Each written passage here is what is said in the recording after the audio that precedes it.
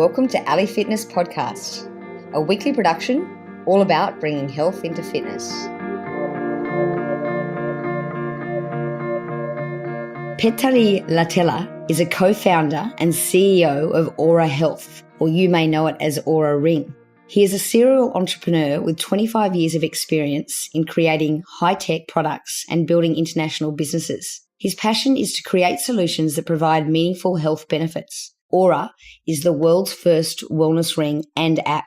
Based on how your body responds to your lifestyle, it guides you to improve sleep, health, and readiness to perform.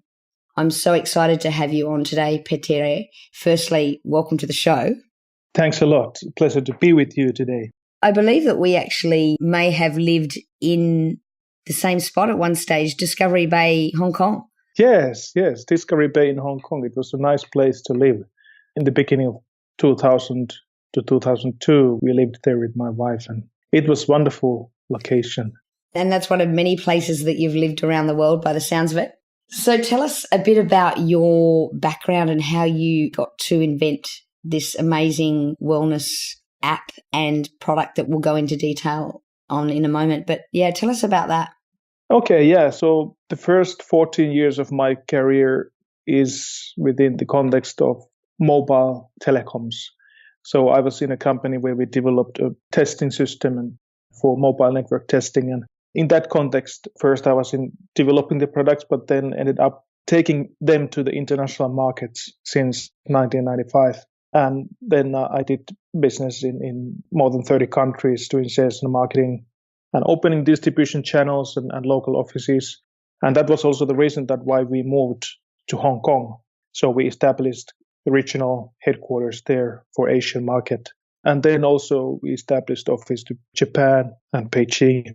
In that context, I was traveling a lot and meeting lots of people in different countries. And so it was a really good experience, not only from kind of a career perspective, but also from my own personal development perspective. So I learned so many things and through different people, I learned many things that still are with me today. But in 2004, 2005, I got tired of telecoms and I wanted to do something more meaningful and something that I would like to use kind of my energy for something beneficial for human beings. I joined a company where we developed IT systems for chronic diseases management and prevention.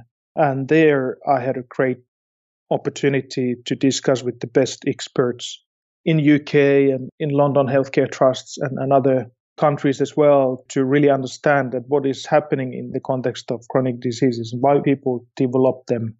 It became my big interest. I wanted to understand that how people could prevent the onset of chronic diseases and then going further, how they could avoid the symptoms of prolonged stress that in many cases it creates the imbalance that leads to the onset of chronic diseases. So around that time, I got the first ideas for this Oura product or the kind of solution that could help people understand that how their body responds to their lifestyle. And then it became possible later on to do so. In the meanwhile, I was also heading a group of companies where we had a private hospital and health spa and rehabilitation center as well. So I learned about the services side of healthcare business as well. But after that, my co-founder colleague, Kari Kivelä, who is our CTO and head of design, with him and other couple of founders, we started exploring the ideas that what we could do in this context. So how we could develop a solution that would help people really understand better what's happening in their body, in their everyday life context, and then find out or get insights that what they can do to improve their recovery from daily mental and physical strain. So then we started developing different kind of prototypes and so on. Wow, it's an amazing journey. And I guess your initial product is a bit different to what it looks like today. What did that look like and what does it look like today? Yeah, so when we started developing this first generation Oura Ring, of course, there were huge limitations in the component sizes, battery sizes, and also being a small startup, we couldn't make custom batteries and that kind of stuff. So it was back in 2012, 2013, 14. And also even the main processor with the Bluetooth capability. It was too big size of a wedding band. So we had to find a design that would still be comfortable to wear, but would look really a sleek design. And wearing comfort was the big driver anyhow, but also that we were ambitious in the design as well. So we went through many phases of developing the prototypes and measuring also different parts of the body, not directly from the finger first, but then we developed a prototype on pulse oximeter, created new software there, and then found out that from the finger we actually could get good access to relevant biosignals that we need for realizing our solution. Right. And so your initial product then came out in about 2015? Yeah, so we actually launched it in the Launch Festival in San Francisco 2015. And then we had a Kickstarter campaign in the autumn of 2015. And we delivered first products beginning of December 2015. Okay. And can you take us through the features of that and then also and how the new features are going to look in your new model, which comes out in April, I believe? The reason why this is a ring is not because we just wanted to create a new form factor for this context. But the reason is that we found out that we can get the best and most comfortable access to those biosignals that we need to create our solution, and also get access to the longitudinal data. So wrist device was not an option for us or any other positions in a body, because from the finger we can access the arteries. On each finger, on the palm side, we have 2 arteries. And also the ring is one of the oldest wearables. So people have been wearing rings for hundreds of years at least. And we get used to ring, even though it's sitting snugly on your finger. So we get used to it very easily. So that was kind of a combination of reasoning behind why we wanted to make it as a ring. And because it is very visible and it is a ring, of course, it had to look good as well and feel good when you're having it. But the major reason was to get access to those biosignals. So the first Oura ring, it already measures the pulse waveform and pulse amplitude variation, and also the time between the heartbeats in ECG level. So now we are not talking about just average heart rate per minute that majority of the wrist devices measure. But since we get much stronger arterial signal, pulse waveform signal from the finger, we are able to get the full reading of the pulse waveform as it is. The sampling rate is 250 hertz, so we take 250 samples per second. So it means that we can draw the whole pulse waveform. And over the night, we measure every beat, the time between the heartbeats and the pulse waveform, the pulse amplitude variation, that kind of things. That is the major difference to other solutions, other products in the marketplace, because it allows us to get access to that kind of autonomic nervous system signals that helps us derive also the sleep stages and restorativeness of your sleep, kind of nighttime resting heart rate variability, and also that finger is a good position to measure your body temperature. So we get that variation as well. Okay. So, Petteri, I'll just stop you there for a moment. With the HRV, I guess I've got 2 questions. One is the older product, or let's say the product that's out at the moment. Did that offer the HRV, the biosignals, or is this just in your new product? Yeah, it was already there from the very beginning. So we derive it from the interbeat interval. So the time between heartbeats, we measure in milliseconds accuracy. And we derive the HRV over the night. Because we measure every beat and the time between the heartbeats, we calculate HRV figure for every 5-minute periods over the night, the whole night. It's the most relevant context to get HRV reading, because then you cannot subjectively affect the measurement, and also that it reflects what you've been doing the previous day. So it's very much reflected by your body during the night. So how does that differ with, say, we were lucky enough to have Jason Moore from Elite HRV on the show, and he explained how that HRV product worked. How does that differ with something like that? You know, HRV is a very sensitive parameter to interpret. Basically, all the daytime measurements are more or less random measurements, because if you, for example, drink a cup of coffee or you go up the stairs or whatever, if you got the message that causes some mental arousal, so then the HRV is affected right away. If you want to have a long-term trend that how your actually HRV that is reflecting your autonomic nervous system dynamics and capacity, how it varies over the time and how well you have recovered from your daily mental and physical strain, then the best context to measure that is during the night.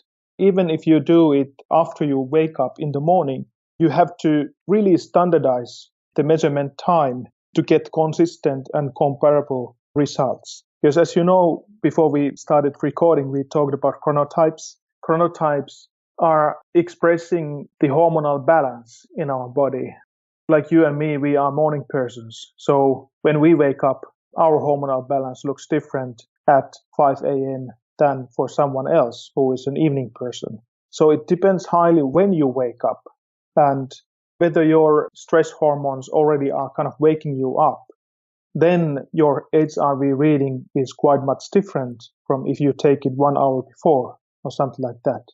So therefore, it is really important to have the kind of protocol that you always measure at the same time, the same kind of conditions, and then have a trend of the change. So especially the daytime measurements, our view is that kind of a single measurement is not that meaningful, but the longer term trend is meaningful. But then you have to fix the protocol to get comparable results. Okay, that makes sense. So what other biosignals, apart from the pulse wave and the HRV, what else does the Oura Ring measure, and also the new Oura Ring measure? Yeah, body temperature variation is very interesting as well. So the ring measures the skin temperature all the time. Basically, every minute it takes a sample of your skin temperature. But during the night, when your body reaches the lowest body temperature, then actually skin temperature and body temperature are close to each other. And that is the reason that why we can get kind of nocturnal body temperature reading. And when also it is shown as a longer term trend, it becomes really meaningful because it's in the context of you, and the variation is the meaningful thing to see there. The resolution is 0.07 degrees centigrade. So it is like sleeping with thermometer every night. So it is that accurate. Okay. And I guess during the day, it's not so accurate because it's just getting the skin temperature as opposed to the body temperature. Yes. During the day, you cannot say that it is the body temperature. It is just the skin temperature. Of course, also skin temperature is useful in daytime, but then you have to derive it in completely different ways. And you have to understand also that what is the kind of environmental conditions around you and around the ring, how much it is affecting and so on. So therefore, with the Gen 1, we have concentrated only interpreting the nighttime figures because that's the most meaningful in any case. Great. And what else?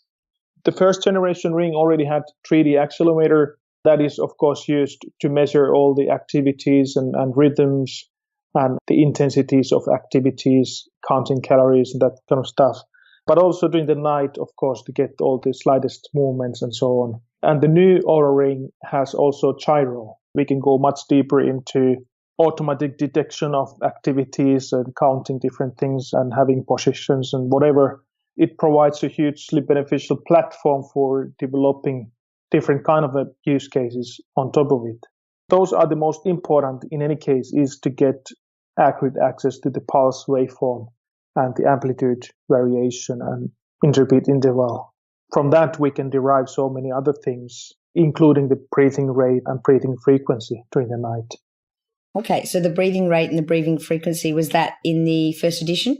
Yes, it's there. So all the same biosignals. With second generation ring, with the new Oura Ring, we've improved all the sensors for accessing the pulse waveform. They are proprietary, even in first generation and also in the second generation. So we have more optimized the way that how we have positioned the sensors to get great access to those signals and the pulse waveform. We've improved a lot the power management as well. So the new Oura ring is capable of continuously measuring your pulse waveform, the amplitude variation, and the heartbeat and interbeat interval, all those things, about 14 hours per day, continuously. It's a huge amount of heartbeats. So it's not just sampling every minute or every 10 seconds or every second or something like that, but it is actually a huge amount of heartbeats that we are collecting. When we measure this around 14 hours per day, with one charge, the battery can last more than 1 week, up to 7 days at least. So that's a huge difference to any other devices in the marketplace. Right. And so potentially you only have to recharge it once a week. And how long does it take to recharge? 30 minutes to 70, 80 minutes. Great. If you charge, let's say, every second day or every third day, then it's just 15 to 20 minutes. Okay. I'm really interested in a few things that you just skipped over there about intensity and calories and all of these features. Can you tell us a bit more about what exactly that is and how you'd use that? I would start from the, let's say, core use cases of our product. So the main reason why our product exists is to provide the understanding that how your body is recovering from daily mental and physical strain. So how you could balance the load and recovery in your daily life. The ring and the app provides you insights in relation to that.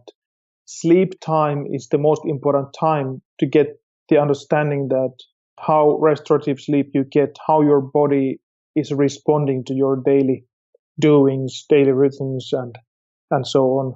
And then in that context, during the day, it's good to understand that how the timing and intensity of your activities is affecting your sleep, and also how much this kind of sedentary lifestyle, so inactive time, how much it is affecting how your body is kind of recovering from the daily load and how the sleep is affected and so on.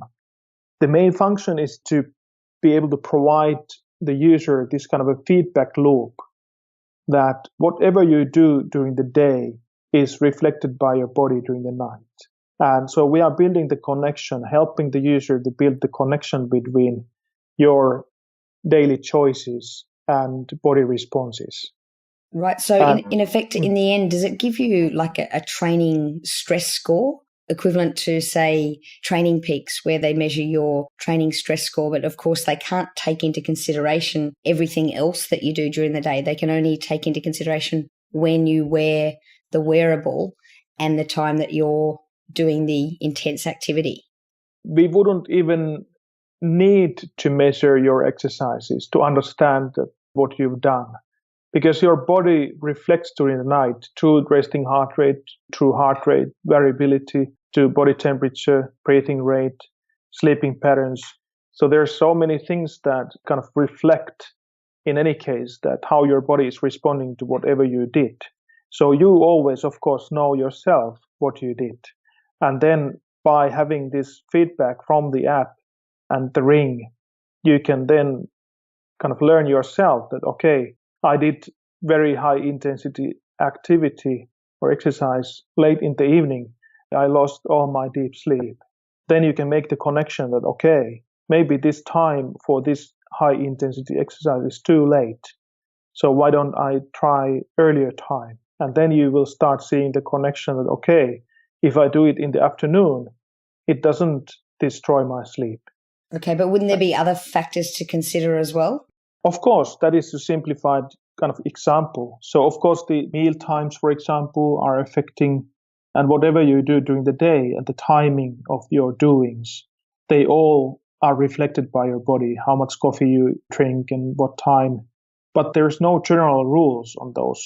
It's basically so that we are all unique and our lifestyles are different, and also that our body responds to our lifestyle and daily choices in different ways.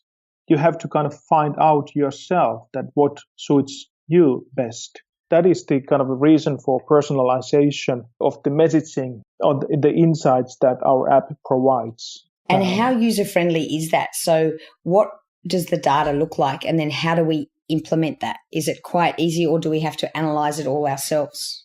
We are continuously developing it further. So already in the first version of the app, we had this message engine, which gives you clear, readable messages saying that how was your sleep, and kind of forward-looking instructions that what you can do to improve.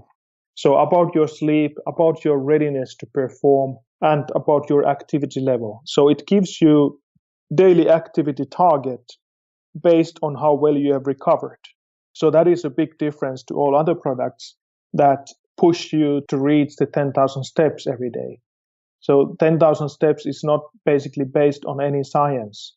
And also that for tall male and shorter woman, 10,000 steps means completely different thing. So we personalize the activity target for in daily basis based on how well you have recovered from the previous days and how restorative your previous nights have been.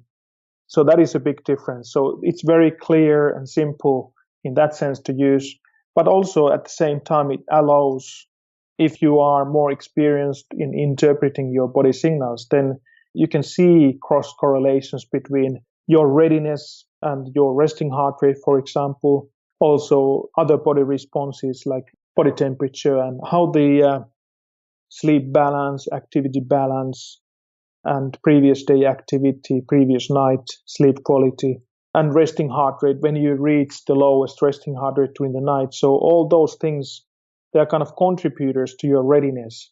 The readiness score helps you to understand through those contributors that how your body is responding to your daily doings. Okay, and so what does the readiness score look like? Would it be a number out of 10? It's a number basically between 0 and 100.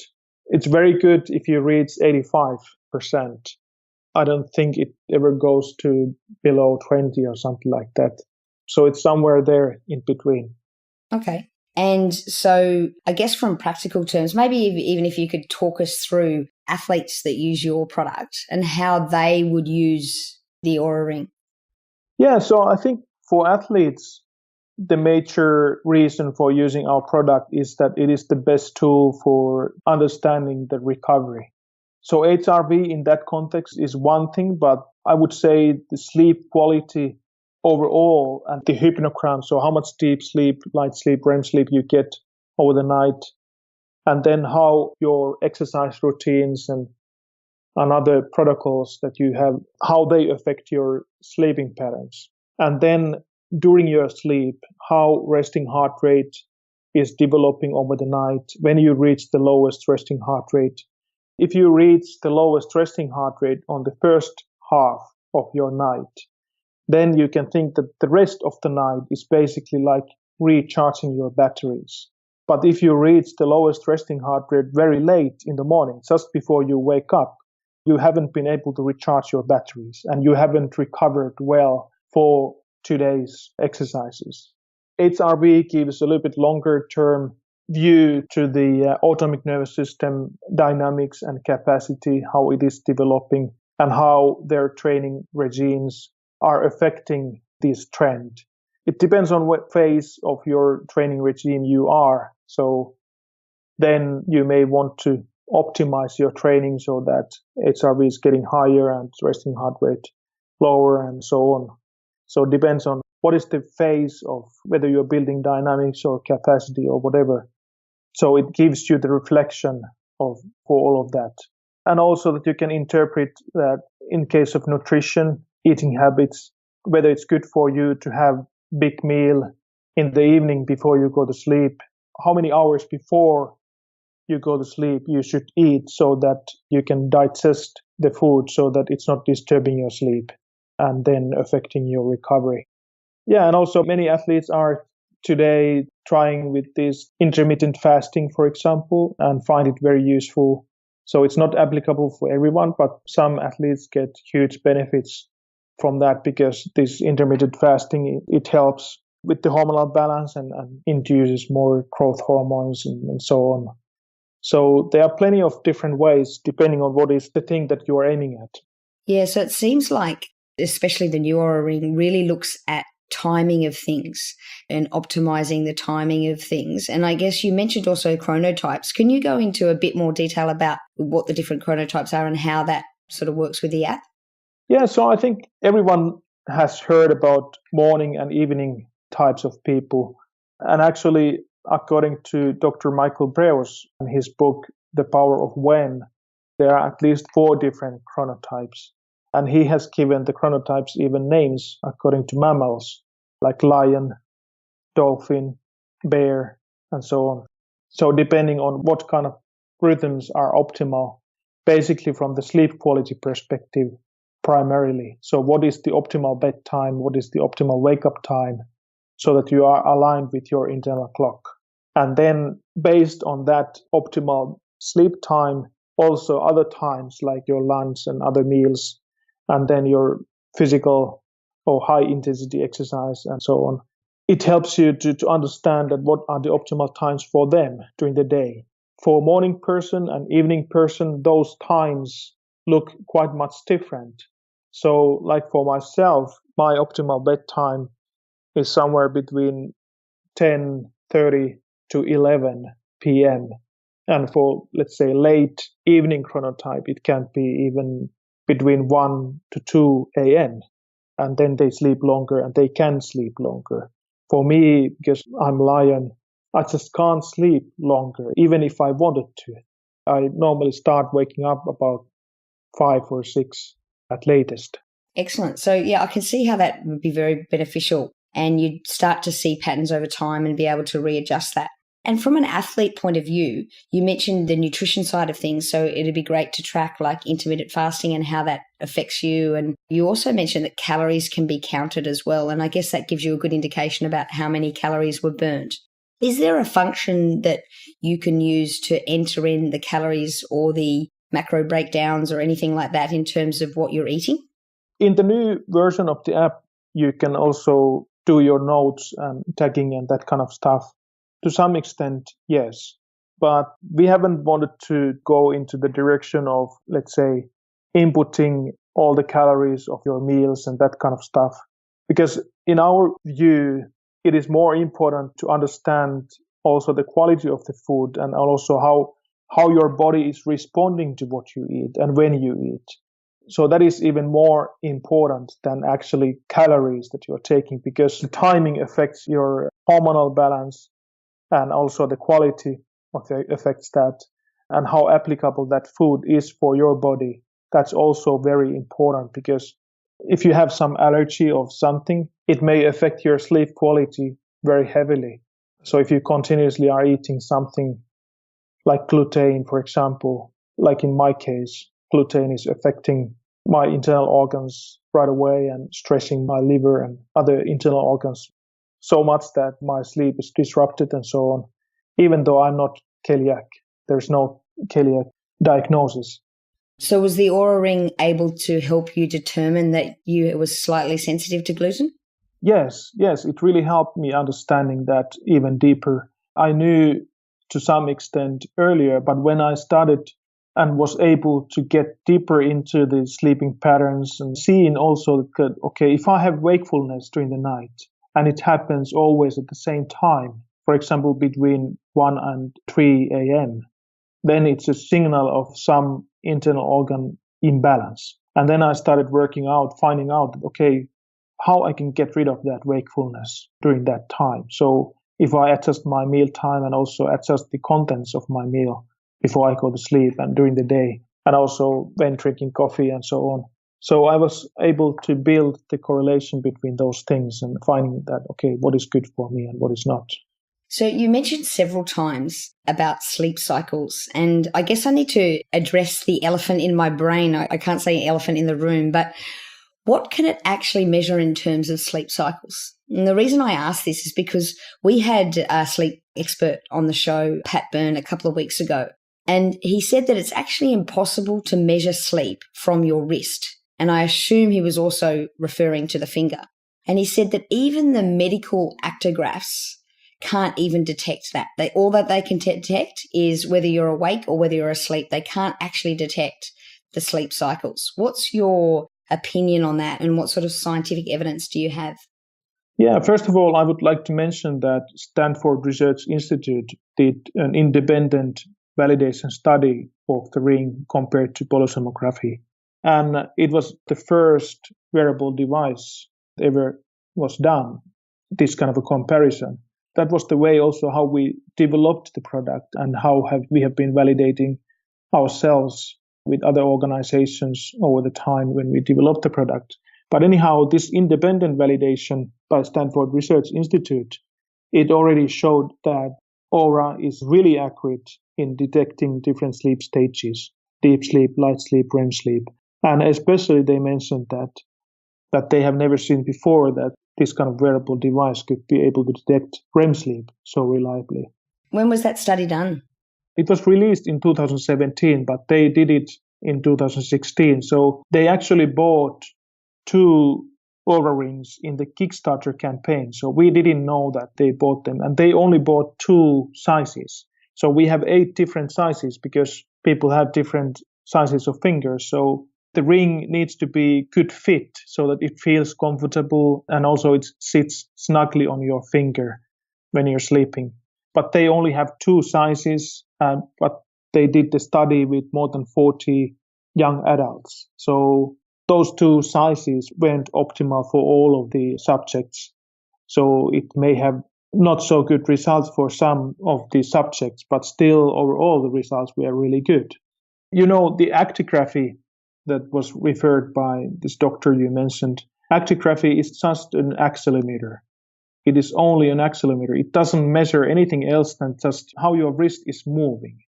So it's completely impossible to detect anything what is happening in your body actually. But since we measure the heart rate variation, amplitude variation, the whole pulse waveform in ECG level. So we have validated against the golden standards. This is really ECG level data from your body and also body temperature in the thermometer accuracy, in addition to the actogram.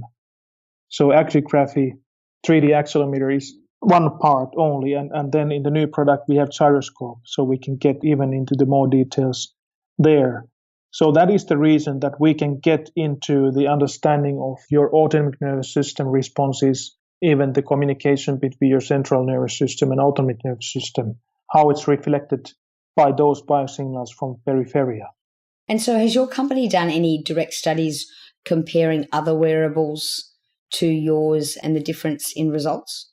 We basically measure all the raw signals, kind of validate against the best golden standards there are in the marketplace. All the raw signals, all the characteristics of the pulse waveform and the body temperature and actogram and gyroscope. So everything is validated against the best existing golden standards. And sleep staging is derivative of all those biosignals, and it is validated against polysomnography, which is a golden standard done in sleep lab. From the very beginning, that is the way how we've been developing the product and continuously work with several university hospitals, sleep centers, research organizations, even some companies that are integrating our products to their solutions. So we are doing this continuously to learn how applicable this is for different kind of audiences. In the US, we are working, for example, with California Center for Sleep Disorders, have been doing so for almost 3 years now, and we can get the data from very different kind of user groups with different kind of sleep problems and so on. There are even many clinical studies ongoing utilizing the ring as well, different kind of diseases. And I'm sure you'll continue to do studies. I mean, this new ring that's coming out looks amazing, by the way. I would just wear it just because I think it looks good. But moving forward, what are you working on? Can you share any secrets about what the next ring might look like? As in the next ring. There's already so much in the new Oura ring that we are about to start delivering that we still haven't completely utilized. Our target is to provide a holistic picture to the user that what he or she can do in normal daily life context to improve the recovery from daily mental and physical strain. So what are the kind of daytime doings which are optimal for each individual? So we go deep into the personalization of the data. So we already have millions of data points and millions of days and nights in the cloud. And we use that data and AI algorithms in the cloud to reflect back to the user and help the user to reflect what are the insights that can be derived from the long-term data, kind of longitudinal body responses to different kind of things that are happening in your life. Those kind of tell about your not only physical but also mental and cognitive performance related things, and also health related things, so that how you can keep up with the balance with your daily rhythms, activity, inactivity, diet in different contexts, so that you can even kind of predict certain things in your life. For example, in what phase of menstrual cycles I should do certain kind of exercises. How should I change my diet because of my menstrual cycles and so on. So that is something that I didn't mention yet, but Oura Ring measures also your menstrual cycles in high detail, and that's also validated. For example, for female athletes, it gives you better understanding that what is good phase for strength training, for example, and what is good phase for different kind of training, and how you can best avoid the potential overtraining situations. And Petteri, I love that it does that, but how does it communicate that to you? Do I need to go through my results and analyze it to get that information, or does the app make it very simple for me to understand what the actual data is saying? In our current app that you can download from the App Store and Google Play, it gives you the trend view to your body temperature. From the long-term view, you can see that, okay, what is the phase of my menstrual cycles? And in that app version, we don't have specific communication related to menstrual cycles, but that is the area that we are further developing now. This year and coming years, we will dig deeper and deeper into the area to provide insights, clear, simple insights, and kind of programs that you can test yourself, you can explore yourself and find the best optimal timings and doings for yourself. And so, would it make it easy for me? So, for example, will it say, hey, Ali, this is not a good time for you to lift heavy?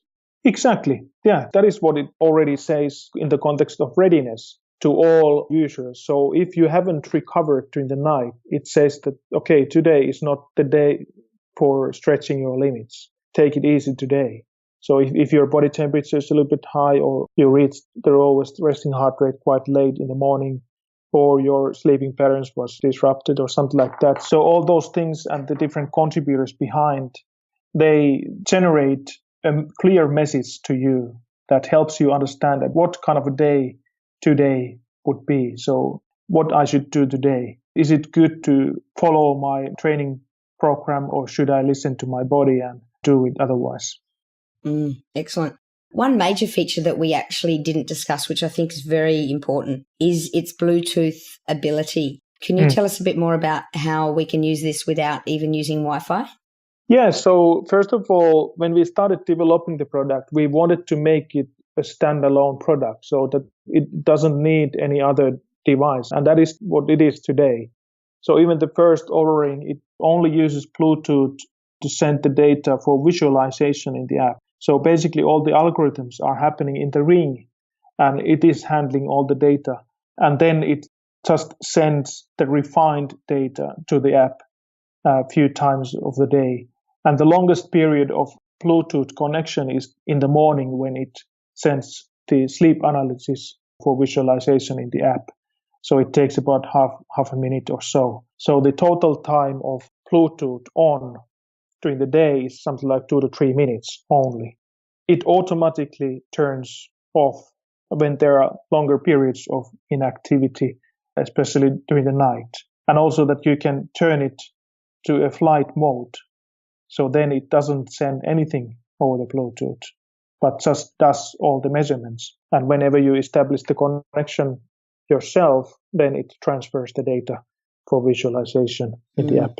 I think that's a great feature, which I guess leads me to my next question about being unplugged. So in a sense, you're unplugged from Wi-Fi, but I'm sure you're familiar with Dr. Andy Galpin's book and opinions about, I guess, unplugging from all of this technology. Not to say that it's not useful. In a lot of circumstances, he agrees that it is. What are your thoughts about society, technology, and intuition as opposed to letting all this technology tell us how we feel? Yeah, so we've been thoroughly thinking that aspect as well when developing our product. So we were strongly considering that, okay, how much attention the app should require from the user during the day. And we ended up developing it so that the most important moment is in the morning. So when you wake up and you see your sleep results, you see your readiness for the day. And basically you wouldn't need to worry about it anymore during the day. And still it measures everything, and you can have the activity results and activity calories calculated and everything calculated. So even without your attention. And that is the reason why the Ring doesn't have any display, or it doesn't have any LEDs or anything to communicate with you. It is just there for you. You don't need to interact with it, with the physical product, the Ring itself. You don't need to interact with it. Actually, that is something that is really appreciated by many of our users, and also a reason why our retention rates are so high. We are unique in that sense also, that okay, different people appreciate different kind of things and they have their own approach. But our approach is that I think we should avoid all this kind of a disruption by mobile apps and everything related, even the Wi-Fi and so on, as much as possible, because they are not very natural for us. So in our house, we don't have Wi-Fi. We have fixed line connection and local area network to every room. It's a log house, very natural choices in every phase and so on. It sounds amazing. So, Petteri, you mentioned a good point there, and I guess there are athletes who want all the data and they want to analyse it all themselves, and there are others that just go, I don't want to even see this, but I do want to recover and I do want to be at my ultimate performance. And so is it true that your app is now able to have like a coach see all your data, and so that you can actually just get feedback from the coach? Yes, exactly. So we have the cloud interface that every user have a free access to their data, and the cloud interface shows even more data, and you can build trends between very different data points like temperature deviation and lowest resting heart rate and activity score, respiratory rate. And so you can build long-term correlations between many things, and you can give that access to your doctor or coach or anyone you rely on giving you coaching about certain things.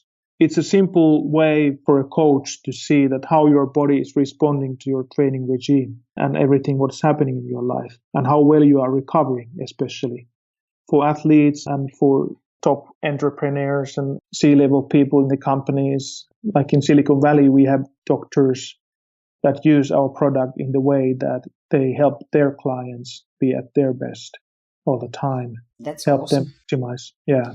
Yes. That's really good. Look, and I'm sure there's lots of features that we haven't covered, but it sounds like it's an amazing product. I mean, it looks amazing. And I know that there's probably, from the release of this episode, there may or may not be about a week where people could jump online. I'll put the link there where they can actually buy it now for delivery in April. This is the new product. So you may or may not miss out on that. I'm hoping I get one for a present, but it's amazing. Hopefully my husband's listening to this and he can buy me one.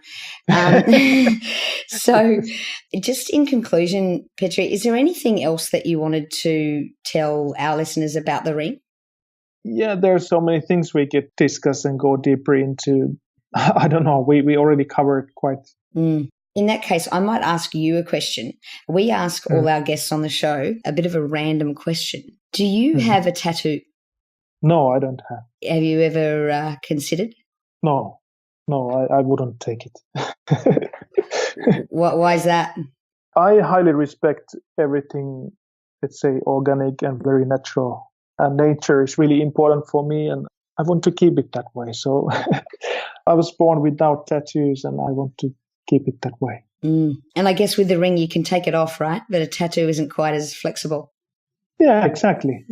So I have no need for that, but I understand that some people want to decorate and kind of message others or just feel good having it, and that's completely okay. I don't say that, but for me, it's not something that I would like to have.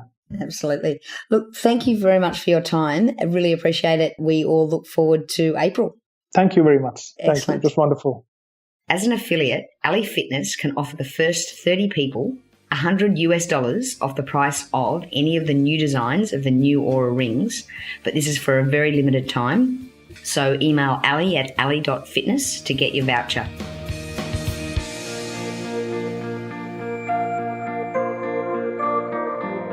For all the resources and show notes from today's episode, please go to www.ali.fitness. If you liked today's episode, please show your appreciation by going to iTunes, give us a 5-star review and subscribe.